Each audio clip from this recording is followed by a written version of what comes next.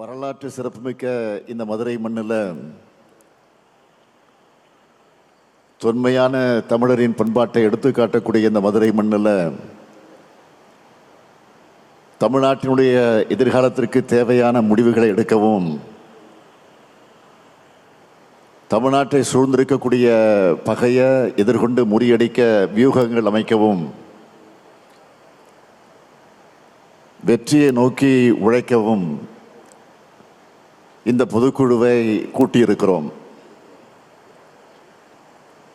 போர் முழக்கம் கேட்டதுமே வெற்றியை பறிக்கும் வேகத்தோட கிளம்பும் வேங்கைகள் போல இங்கே கூடியிருக்கக்கூடிய உங்களை எல்லாம் பார்க்கும்போது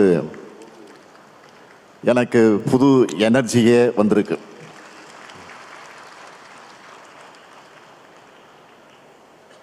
இன்னைக்கு தமிழ்நாட்டு உரிமைகளை நிலைநாட்ட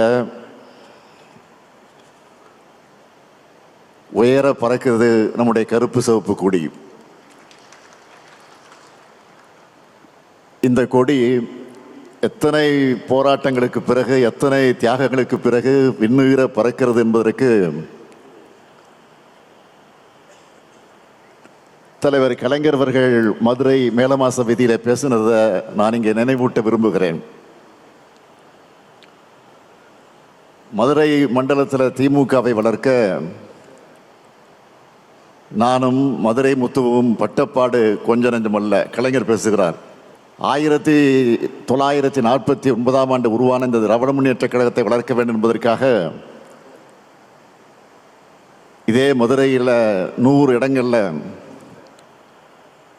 கொடியேற்றுவதென்று நானும் மதுரை முத்துவும் திட்டமிட்டு கொடியேற்றினோம். அப்படி கொடியை ஏற்றும் போது கொடியின் கயிற்றை எடுத்து என்னிடம் மதுரை முத்து கொடுப்பார். கொடியை ஏற்றும் போது அந்த கயிற்றின் மீது அரிவாள் கத்தி வந்து விழும். அதில் அந்த கயிறு அருந்து விழும். அப்போது என் கையிலும் முத்துவின் கையிலும் ரத்தம் கொட்டும். அந்த ரத்தத்தை துண்டில் ஏந்தியபடி தொண்டர்கள் எங்களை மருத்துவமனைக்கு அழைத்து செல்வார்கள். அத்துடன் கொடியேற்றக்கூடிய நிகழ்ச்சி முடிந்து விடாது. அடுத்த கொடியை ஏற்றுவோம். இப்படி அடுத்தடுத்து கொடிகளை ஏற்றிய காரணத்தால் தான் இன்று விண்முட்டை கழக கொடிகளை காண முடிகிறது என்று கலைஞர் பேசினார். அதுபோலதான் நானும் மதுரையில் கொடியேற்றி இருக்கிறேன். ஒருங்கிணைந்த மதுரை மாவட்டத்தினுடைய செயலாளராக இருந்த இங்கே அமர்ந்திருக்கக்கூடிய நான் பொன்முத்துராமலிங்கம் அவர்கள் என்னை மதுரைக்கு அழைச்சிட்டு வந்து கொடியேற்று விழாக்களை பங்கேற்க வைத்தார்கள். 4 நாட்கள் இரவு பகலாக. காலை 8 மணிக்கு கிளம்புவோம், இரவு 2 மணிக்கு என்னை வந்து இரவு ஓய்வெடுக்க விடுவார். அதெல்லாம் நினைச்சு பார்க்கிறேன். அப்படி ரத்தம் சிந்தி கழகம் வளர்க்கப்பட்ட களம்தான் இந்த மதுரை மண். அப்படியெல்லாம் உழைச்சிருக்கக்கூடிய முன்னாள் மேயர் முத்து அவர்களுக்கு கூட நேற்றைக்கு சிலையை திறந்து வச்சிருக்கிறோம். இப்படி கழகத்திற்காக பலர் உழைச்ச தியாக பூமியான இந்த மதுரை மண்ணில் கழக பொதுக்குழு நடப்பதில் நான் பெருமையாக கருதுகிறேன். கழகம் தொடங்கினதிலிருந்து மதுரையில் 6வது பொதுக்குழு இது நடைபெற்று கொண்டிருக்கு. 6வது பொதுக்குழு, மன்னிக்கணும், 6வது பொதுக்குழு முடிந்து இது 7வது பொதுக்குழு.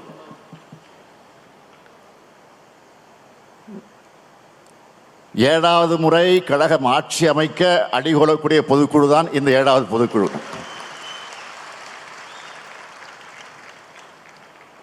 கழக வரலாற்றில் மதுரையில் நடந்த சில முக்கிய தருணங்கள் இதை நான் குறிப்பிட விரும்புகிறேன். இந்திய எதிர்ப்பு போர்க்களத்துக்கு அடித்தளம் அமைச்சது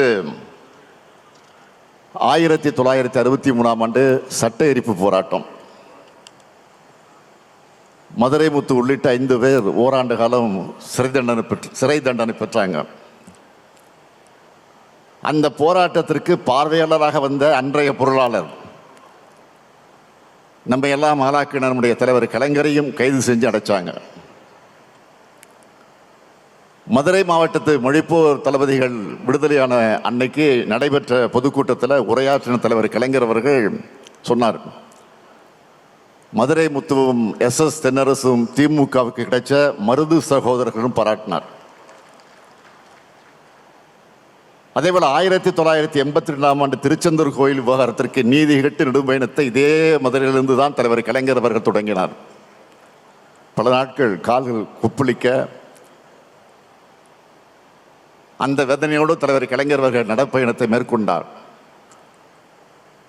கழகத்தின் தொண்டனா செயல்பட்டு வந்த என் வாழ்க்கையில் மாபெரும் திருப்பத்தை ஏற்படுத்தின கழக இளைஞரணியை வழிநடத்துகிற வாய்ப்பை பெற்றதும் இதே மதுரையில் இருக்கக்கூடிய ஜான்சி ராணி பூங்காவில் தான். அந்த மாநாட்டில் பேசின தலைவர் கலைஞர் சொன்னார், என் கால்கள் நடையை நிறுத்தாது,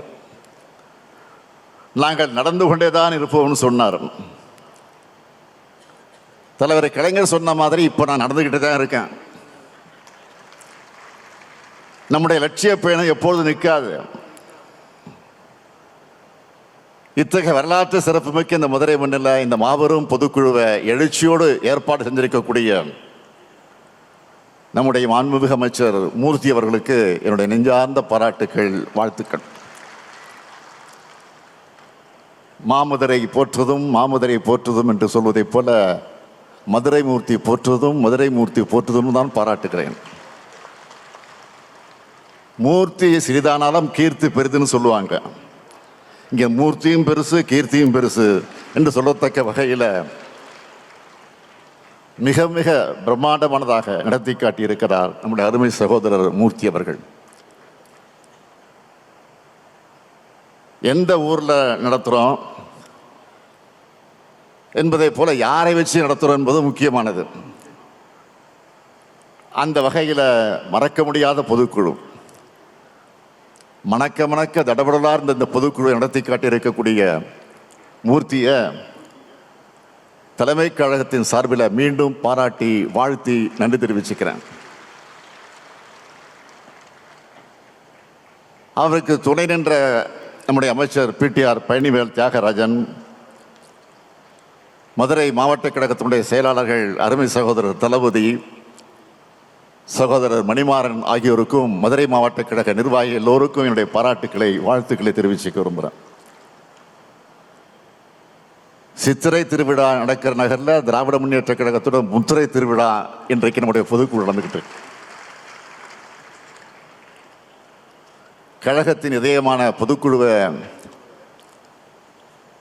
எந்த அரங்கத்துக்குள்ளேயும் நடத்த முடியாத அளவுக்கு மைதானத்தில் தான் நடத்த முடியும் என்கிற அளவுக்கு பறந்து இன்றைக்கு விரிஞ்சிருக்கு. 100 அடி உயரத்தினுடைய கொடி கம்பத்தில் கழகத்தினுடைய கொடி பறக்குது. 100ஆண்டு விழாவை நோக்கி சென்று கொண்டிருக்கிறோம்னு இந்த 100 அடி கொடி நமக்கு உணர்த்தி கொண்டிருக்கு. மதுரையை சுற்றி கிட்டத்தட்ட 60 கிலோமீட்டர் சுற்றளவுக்கு கருப்பு சிவப்பு கொடி பறக்குது. அந்த காலத்தில் எந்த ஊருக்கு போனாலும் நம்ம கொடி பறக்குதான்னு என் கண்கள் தேடும். தமிழ்நாட்டில் அத்தனை ஊர்லேயும் அத்தனை நகரத்திலையும் அதிக கொடி ஏற்றின கைதான் இந்த ஸ்டாலின் கை.